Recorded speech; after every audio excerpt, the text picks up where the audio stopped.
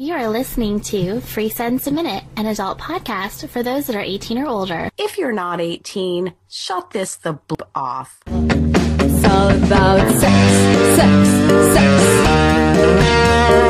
Sex, sex, sex. It's all about sex, sex, sex. It's all about it.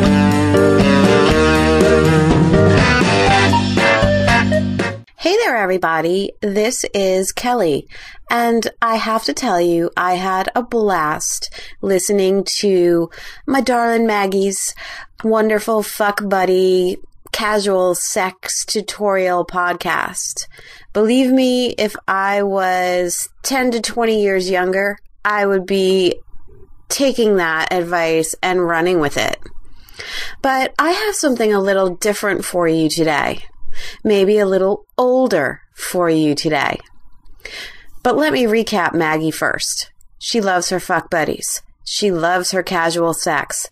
She loves that fucking wild fuck me up against a goddamn wall sex.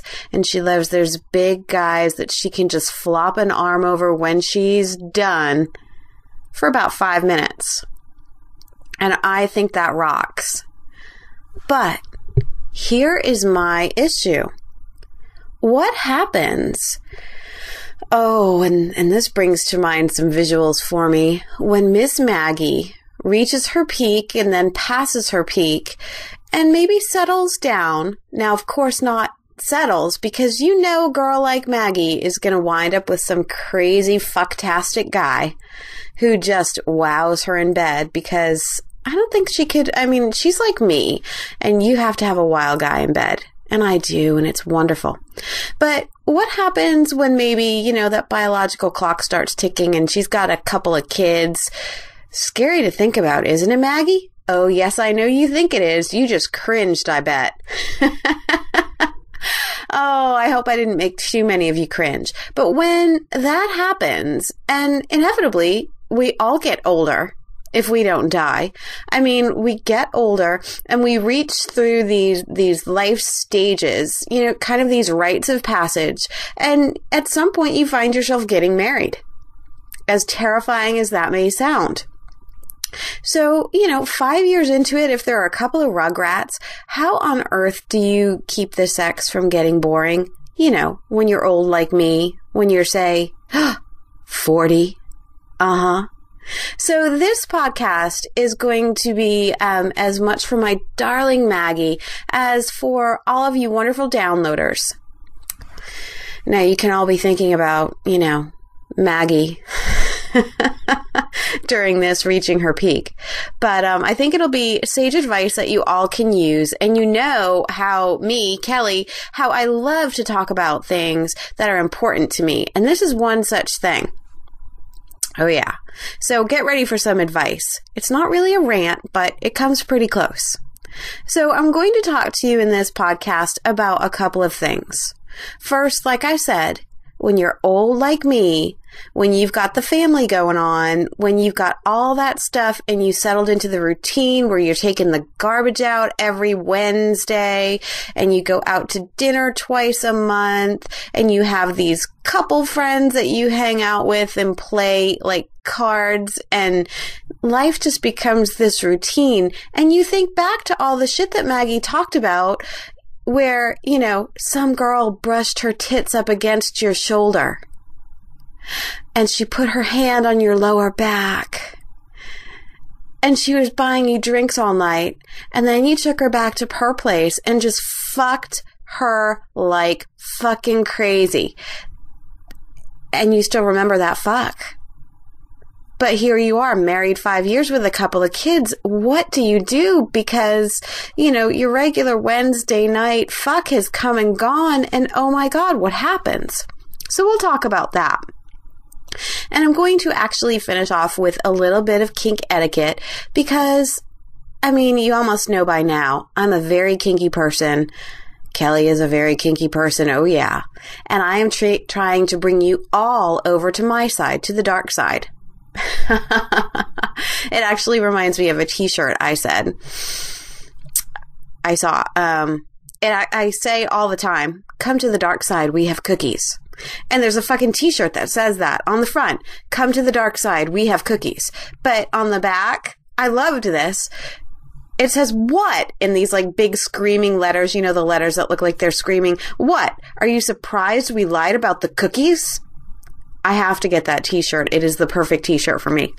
So let me talk to you later on in the podcast about some kink etiquette, and maybe I can bring a few of you a little bit closer to the dark side. Maybe we're lying about the cookies, maybe not. All right. So first, let's get into couples. Yeah.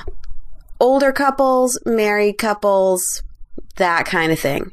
Maybe you're a lady out there who's listening who gets into phone sex, and maybe you do phone sex and you're like, you know, how is this going to affect my relationship? We'll talk about that. Maybe you're a guy out there going, yeah, I'm totally married and I hear what you're saying. Or maybe I'm scaring the shit out of those of you who are not married. Well, don't worry. There's help on the way. Okay.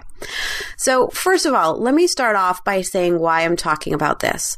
Lots of my phone sex calls are actually fantasies that come out because sex is stale. And I end up talking to a lot of men about things that they don't feel comfortable talking to their wives about. Or maybe they're remembering that one wild fuck way back 10 years ago, and they love their life and they love everything that's going on, but there are just some things that they need to fucking talk about. So I spend a lot of time in phone sex talking to men who are married, who have these wonderful fucking fantasies, excuse me, but they just can't kind of act them out in their own relationship. Sex is stale. You know, that's another one that's big in phone sex. The wife all of a sudden stops blowing him or stops fucking him. You know, there are some little breakdowns that happen in the marriage. Maybe she's had a couple of kids and things are just different now. Or life gets too busy and the sex life just becomes routine. Oh, I so do not mean to be such a fucking downer right now. I really don't. But you know what? It happens. It does happen, and everybody goes through rough spots, and that's why you go on vacation, because you have fucking wild, crazy vacation sex. But what do you do between vacations? What do you do to keep the sex from getting boring? That's a really good question. And one of the things that you can do, I mean, if you go to any bookstore and you ask them for romance self-help books, you're going to come up on, I mean, a whole shitload of books that talk about 2,000 ways to be romantic, romance once a day, every day, things for him to rip out of a book, things for her to rip out of a book. And it's all about, when you boil it all down, all those books, they're really all about just making the other person a priority. So that's kind of my first tip for you guys. When you have a primary relationship, no matter what kind of kink you're into, what kind of lifestyle you're into, if you're gay, straight, bisexual, polyamorous, monogamous, it doesn't matter. The people or person that you are with, you have to try to make that person feel special. If you don't, you're going to fight, plain and simple.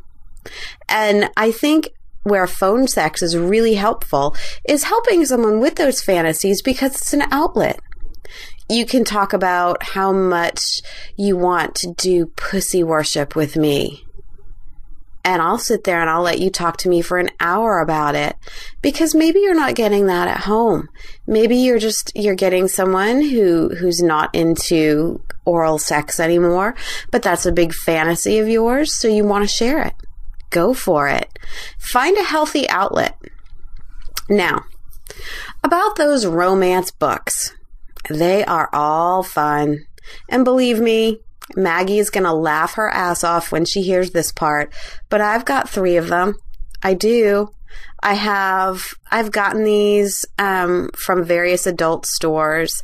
I've got a book where, you're supposed to rip one page out a week, for her eyes only or for his eyes only. And you're supposed to read what you're supposed to do.